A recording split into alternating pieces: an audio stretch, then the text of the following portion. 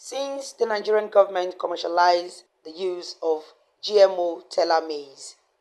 Those against the technology have continued to put forward reports of harmful consequences that may arise as a result of cultivating and consumption of the maize. Concerned about the information put forward, which they consider as misinformation, a coalition of Nigerian agricultural research system led by the Agricultural Research Council of Nigeria held an international press conference in Abuja where they took turns to assure Nigerians of the safety of GMOs. I see no reason why we should begin to doubt ourselves because we have come up with a product. Now, the insinuation that the world over GMO has been banned, I think people need to look and ask questions seriously. What are the circumstances under which they are banned? Today, America imports GMO. China does that. The European countries do that. All you need to do is just to pick up your phone, Google, and you see what type of products that are available internationally. Yes, there are a lot of restrictions on some. It's basic. Once you do not go through the various mechanisms set in place by government to try and verify most of the products are coming from the laboratory, definitely you are expected to have some ban. I want to thank you most sincerely for listening to me and to take a trust that I am a Nigerian fully committed to the safety of this country, and as an employee of the federal government, I can assure you that I and my colleagues will definitely not do anything that will jeopardize the food security program of this country. Genetically modified organisms represent a crucial advancement in the field of biotechnology, offering a myriad of benefits that span across agriculture, food security, health, industry, and of course the environment.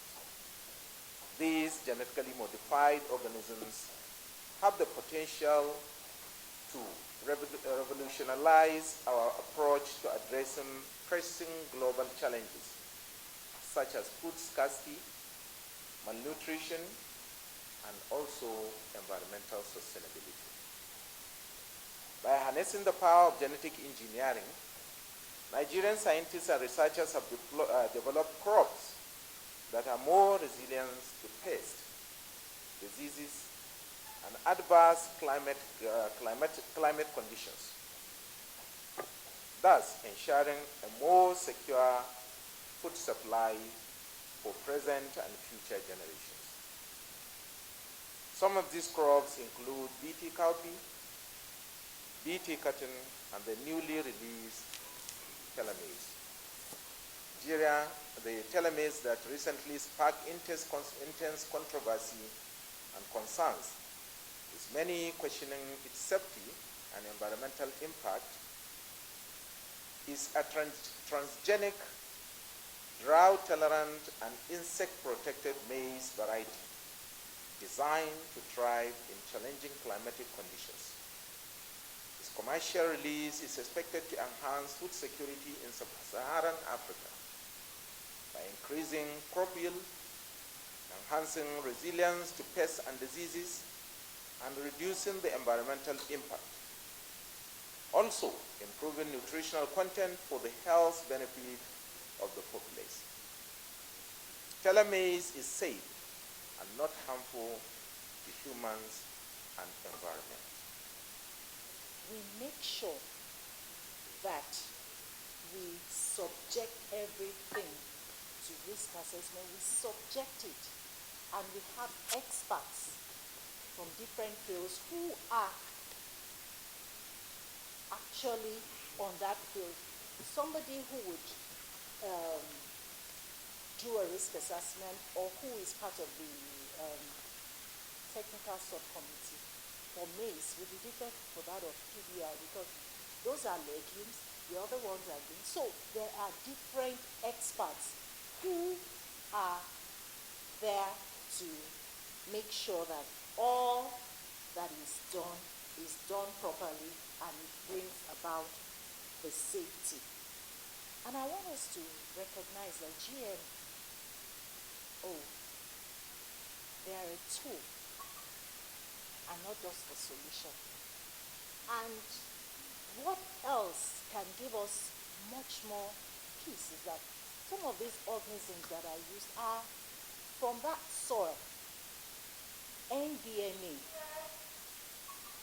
will continue in integrity, will make sure that we do not compromise, and make sure, because we know that the safety of the Nigerian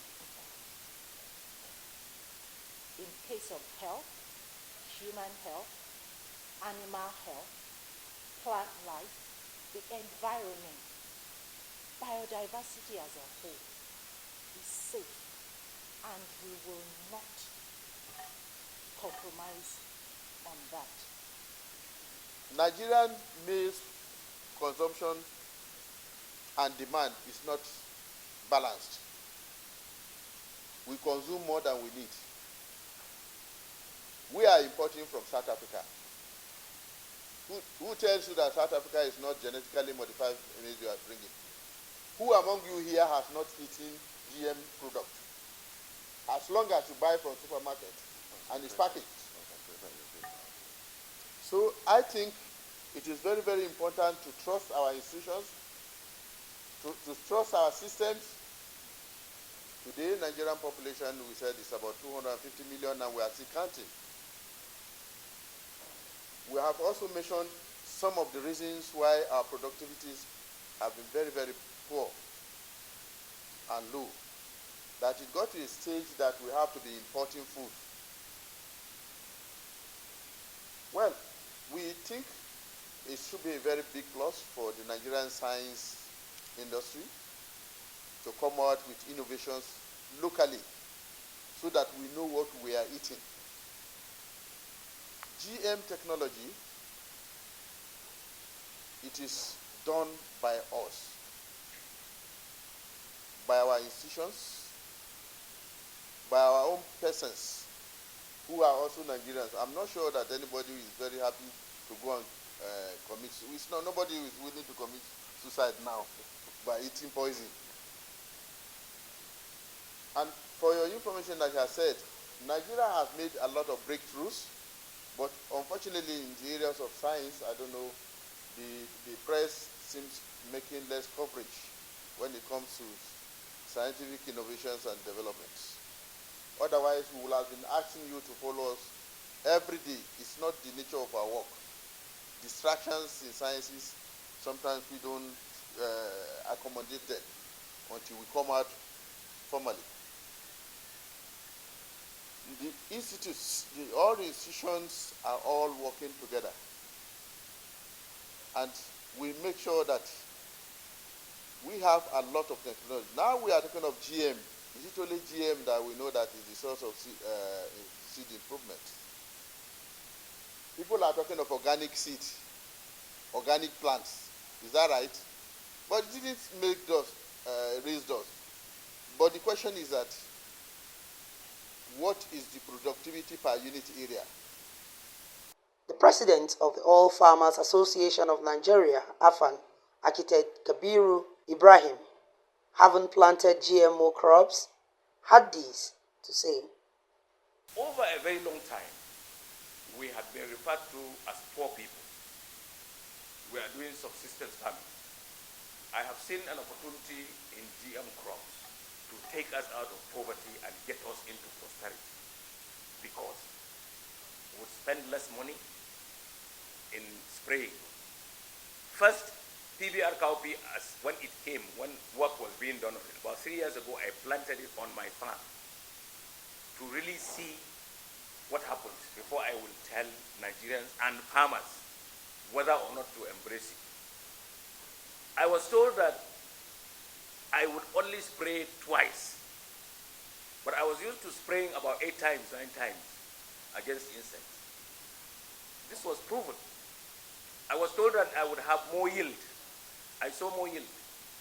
I was told that it would resist drought. I saw it. I grew it on my farm inside metropolitan Katsina, and the results were good. Now, as far as I'm concerned, higher yield means prosperity for every farmer. I come from a purely agrarian background. My village, we are 99% farmers. There is nothing, no income that we get either than from farming. I now ask myself, how would I improve their lot? I believe GM crop with higher yield and all that has already started. The benefits of science, good science and technology, and genetic engineering and genome editing are manifestations of what can bring about prosperity in Nigeria. Queen Kunde reporting for Ziti News.